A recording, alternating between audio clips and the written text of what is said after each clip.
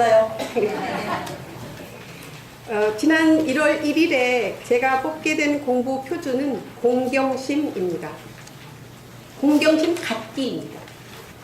인터넷에서 공경심을 검색해보면 바로 원불교 대사전의 풀이가 나옵니다. 공경심이라는 단어는 원불교에서 주로 사용하는 단어인 듯 합니다. 용심법을 가르치는 원불교니까요. 원불교 대사전은 공경심을 공손히 섬기는 마음, 다른 사람을 높이 받들고 존경하면서 자기 스스로는 겸손한 마음, 다른 사람 앞에서 제 몸을 낮추는 것을 공이라 하고 다른 사람의 지덕을 추앙하고 존경하는 것을 경이라 한다고 하고, 이어서 수양이 깊고 인격이 높아질수록 공경심이 커지게 된다고 덧붙이고 있습니다. 우리말 사전에 공경심이라는 표제어는 없습니다. 공경을 공손히 받들어 모심이라고 풀이하고, 어른을 공경하다, 그는 스승에 대한 공경이 극진하였다 등을 예문으로 소개하고 있습니다. 공경이라는 단어가 사용된 예문으로 이런 속담도 있습니다. 남편 공경하지 않는 시어미는 며느리가 남편 공경하는 것을 믿지 않는다. 자기의 행실이 바르지 못한 사람은 남이 옳은 일을 하여도 잘 믿지 못함을 비유적으로 이르는 말이죠. 이제 정전과 대종경을 통해서 대종사님께서 공경심을 말씀하신 대목들을 살펴보겠습니다. 먼저 정전 수행편 제12장 설성요론 7조에서 모든 사물을 적응할 때에 공경심을 놓지 말고 탐한 욕심이 나거든 사자와 같이 무서워할 것이요 라고 하시어 우리로 하여금 항상 공경심을 갖도록 하셨습니다. 대종교에서는 공경심 관련 법문을 여러 군데에서 발견할 수 있습니다. 우선 잘 아시는 교의품 15장의 말씀을 상기시켜 드립니다. 실상사로 부처님께 불공드리러 가던 노 부부에게 효도하고 불효할 직접 권능이 그들의 자부에게 있다 하시고, 자부를 부처님 공경하듯 위해주라 하신 법문 말씀입니다. 인도품 33장에서는 어느 때 어디서 어떠한 사람을 대하거나 어떠한 물건을 대하거나 오직 공경하고 두려워하는 마음을 가지고 대하라 하셨습니다. 또 교단품 2장에서는 호진들로서는 선진들에게 늘 감사하고 공경하는 마음이 나서 모든 선진들을 다 업어서라도 받들어 주어야 할 것이라고 하셨으며, 3장에서는 친해 갈수록 더욱 공경하여 모든 일에 예를 잃지 아니하면 낮은 인연이 생기지 아니하고 길이 이 즐거움이 변하지 아니하리라 하셨습니다. 25장에서는 누구를 대하거나 공경심을 놓지 말고 아무리 미천한 사람이라도 이 회상의 발전에 도움을 줄 수도 있고 해독을 줄 능력도 있다는 것을 각성하여 상불경의 정신으로 모든 경계를 처리하라고 하셨습니다. 항상 상대를 공경하는 정신으로 모든 경계를 처리하라. 즉 처처불상이니 사사불공으로 모든 경계를 처리하라고 하신 것입니다. 우리는 또한 인도품 24장의 말씀을 통해 늘 낮은 자세로 남을 높이고 배우기를 좋아하는 사람이 진급기에 있는 사람이라는 것을 확인할 수 있습니다. 우리가 대종사님의 가르치심을 실천하는 데 있어서 공경심 놓지 않음이 얼마나 중요한 일인지를 조금 더 알아보기로 합니다. 단정보, 즉 용모나 태도가 얌전하고 바르게 태어나는 복을 받으려면 10가지 선업을 지어야 한다는데요. 그중 2가지 선업이 공경심으로 짓는 것이랍니다. 하나는 부모와 존장에게 공경심을 갖는 것이고, 다른 하나는 추로한 일을 보고 가볍고 천하게 여기지 아니하며 공경심을 갖는 것이라고 하죠. 결국 어떠한 대상과 만나든지 자신을 낮추고 상대를 높이며 조심하는 자세로 임하면, 다시 말해서 처처불상이니 사사불공하는 자세로 살면 모두의 보호를 받게 되지만, 암환심에 차 있거나 탐진치 삼독심에서 헤어나지 못하여 만사를 경외심으로 대할 줄 모르면 도리어 고속된 삶을 살게 된다는 것입니다.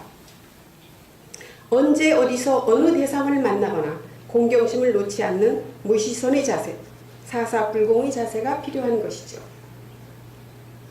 공경한다라는 말이 공손히 받들어 모신다는 뜻이어서 우리가 일반적으로 인식하고 있는 공경의 대상은 자신보다 나이, 경험, 지식, 지위 또는 법위가 더 높은 분입니다.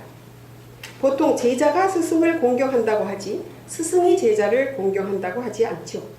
받들 대상, 섬길 대상이 아랫사람보다는 윗사람일 경우가 더 당연하게 받아들여지는 것입니다.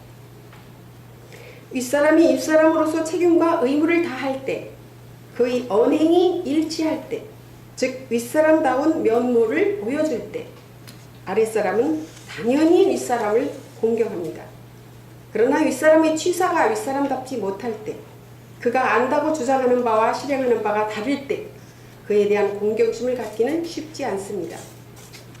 근래에 우리 사회에서 갑질이라는 단어가 자주 사용되고 있습니다. 갑질이란 권력관계에서 우위에 있는 갑이 약자인 을에게 하는 부당행위를 통칭하는 말입니다. 계약서상에서 계약 당사자를 순서대로 지칭하는 갑과 을에서 비롯된 갑을관계는 주종 또는 우열을 구분하는 개념이 아니었건만 개발경제 시대를 거치면서 상하관계와 주종관계로 인식되어 온 것입니다. 잘못된 갑의 의식은 비단 권력관계에서만이 아니고 모든 관계에서 찾아볼 수 있는 바람직하지 않은 의식인데 바로 공경심을 갖지 않는 데에서 생겨나는 의식이라고 생각합니다. 사회적 지위가 높거나 법위가 높거나 지식이 많거나 재산이 많거나 하는 자칫 스스로 갑이 되어 그야말로 갑질을 하기가 쉬운 것 같습니다. 내가 누구 있네 하는 자세가 나오는 것이죠. 스스로 강자를 자처할 때 갑질을 할 것이 아니라 대종사님의 강자 약자 진화상요법을 따라 자리이타로 강자다운 처신을 해야 할 것입니다. 저는 갑질이라는 부당행위가 없어져야 우리 사회가 밝아지고 맑아질 것이라는 생각을 많이 합니다. 일찍이 우리 대종사님께서는 모든 사물을 접응할 때 어느 때 어디서 어떠한 사람을 대하거나 어떠한 물건을 대하거나 오직 공경하고 두려워하는 마음을 가지고 대하라, 공경심을 놓지 말라 하셨으니 우리가 대종사님의 이 가르치심을 바르게 실천하기만 하면 문제가 없습니다.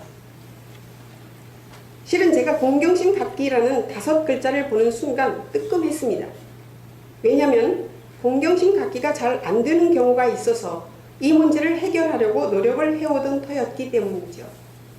제 경우의 어려움은 특히 만인의 존경을 받는 분에게서 어떤 모자람을 느꼈을 때 진정한 공경심을 갖게 되지 않는 것입니다.